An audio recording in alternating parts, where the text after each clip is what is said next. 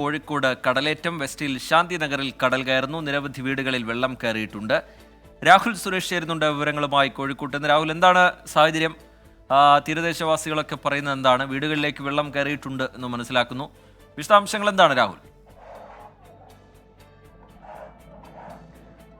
നമ്മളിപ്പോൾ ഉള്ളത് കോഴിക്കോട് വെസ്റ്റ് ഹില്ലിന് സമീപമുള്ള ശാന്തിനഗർ കോളനിയിലാണ്. കള്ളക്കടൽ പ്രതിഭാസത്തിന്റെ ഭാഗമായാണ് ഇപ്പോൾ ശാന്തിനഗർ കോളനിയിലെ വിവിധ വീടുകളിൽ വെള്ളം കയറിയിട്ടുള്ളത്. ദൃശ്യങ്ങളിൽ കാണുന്ന പോലെ തന്നെ വീടിനുള്ളിൽ കയറിയ വെള്ളം പുറത്തേക്ക് കോരിക്കളയുന്ന ദൃശ്യങ്ങൾ കൂടിയാണ് ഇപ്പോൾ കാണുന്നത്. ഇവിടുത്തെ നിരവധി വീടുകളിൽ സമാനമായി വെള്ളം കയറിയിട്ടുണ്ട്.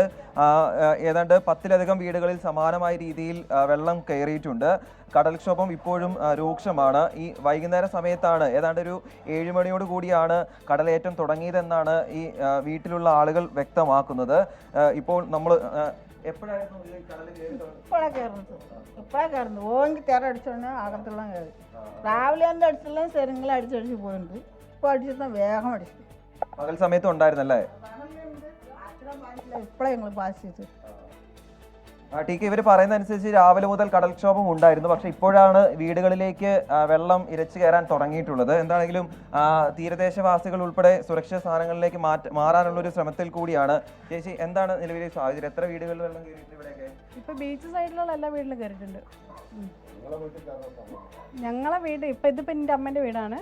ഇപ്പോൾ ഇവിടെ അതുമല്ല, ഇപ്പോൾ കഴിഞ്ഞ 2000 എത്രയോ ആ സമയത്ത് കടൽ കയറിയിട്ട് കുറേ വീടുകളൊക്കെ നഷ്ടപ്പെട്ടായിരുന്നു. ആ സമയത്ത് പിന്നെ അതിൻ്റെ ഫണ്ടും കാര്യങ്ങളും കിട്ടിയായിരുന്നു. പിന്നെ അത് കഴിഞ്ഞപ്പോൾ ഒരു രണ്ട് മാസം മുമ്പെയാണ് ഈ കടൽ ഭിത്തി ഉണ്ടാക്കിയത്. 40 ലക്ഷം രൂപയായിട്ട് പാസ്സായിട്ടുണ്ടായിരുന്നു. അപ്പോൾ ആർക്കോ വേണ്ടി, ആരെ കണ്ണല്ലോ പൊടിയിടാൻ വേണ്ടിയിട്ട് അവിടെ ആയിട്ട് ഇവർ കല്ല് കൊണ്ടിടുക.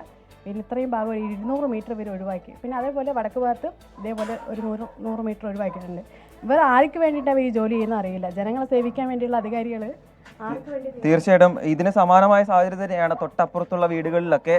വീടിനുള്ളിൽ തന്നെ ഏതാണ്ട് 10-ലധികം വീടുകളിൽ ഇവിടെ വെള്ളം കയറിയിട്ടുണ്ട് എന്ന് തന്നെയാണ് ഇവർ പറയുന്നത്. നിലവിലുള്ള ജാഗ്രതാ നിർദ്ദേശം അനുസരിച്ച് രാത്രി 11:30 വരെ കടലേറ്റം രൂക്ഷമാകും എന്നൊരു നിർദ്ദേശം ഉണ്ടായിരുന്നു. പക്ഷേ തെക്കൻ മേഖലകളിലാണ് ജാഗ്രതാ നിർദ്ദേശം ഉണ്ടായിരുന്നത്. തെക്കൻ ജില്ലകളിലായിരുന്നു ഓറഞ്ച് അലർട്ട് ഉണ്ടായിരുന്നത്. പക്ഷേ ഇപ്പോൾ വടക്കൻ മേഖലകളിലും കോഴിക്കോട്ടെ വിവിധയിടങ്ങളിൽ സമാനമായി കടലേറ്റം കയറുന്നൊരു സാഹചര്യമാണ്. എന്താട്ടാ ഈ വീടുകൾ കയറിയിട്ടുണ്ടല്ലേ?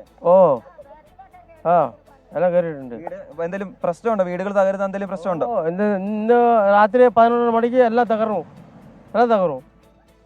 ഇത് രാജ്യത്തിന്റെ എന്താണെങ്കിലും ജാഗ്രതാ നിർദ്ദേശം നേരത്തെ തന്നെ ലഭിച്ചിരുന്നു. അതനുസരിച്ചുള്ള മുന്നൊരുക്കങ്ങളിൽ കൂടിയാണ് ഇവിടെ വീടുകളിലേക്ക് വെള്ളം കയറിയുകൊണ്ട് ഇവർ സുരക്ഷിത സ്ഥാനങ്ങളിലേക്ക് മാറാനുള്ള ഒരു ശ്രമത്തിൽ കൂടിയാണ്. രാത്രി 11:30 വരെ സമാനമായ കടൽക്ഷോഭം ഉണ്ടാകുമെന്നാണ് നിലവിൽ ഇവർക്ക് ലഭിച്ചിരിക്കുന്ന ജാഗ്രതാ നിർദ്ദേശത്തിൽ പറയുന്നത്. അതനുസരിച്ചുള്ള ക്രമീകരണങ്ങൾ തീരദേശ മേഖലകളിൽ തുടരുകയാണ്. ഇപ്പോൾ നമ്മളുള്ളത് ശാന്തിനഗർ കോളനിയിലാണ്.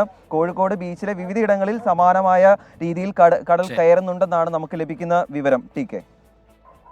ശരി, രാഹുൽ സുരേഷ് സംഭവ സ്ഥലത്ത് നിന്ന് വിവരങ്ങൾ നൽകുകയായിരുന്നു. കോഴിക്കോടാണ് കടലേറ്റമുണ്ടായത്. വെസ്റ്റിൽ ശാന്തിനഗറിൽ കടൽ കയറി നിരവധി വീടുകളിലേക്ക് വെള്ളമെത്തി. അവിടെ നിന്നുള്ള ദൃശ്യങ്ങൾ, പ്രതികരണങ്ങൾ പങ്കുവെക്കുകയായിരുന്നു രാഹുൽ സുരേഷ്.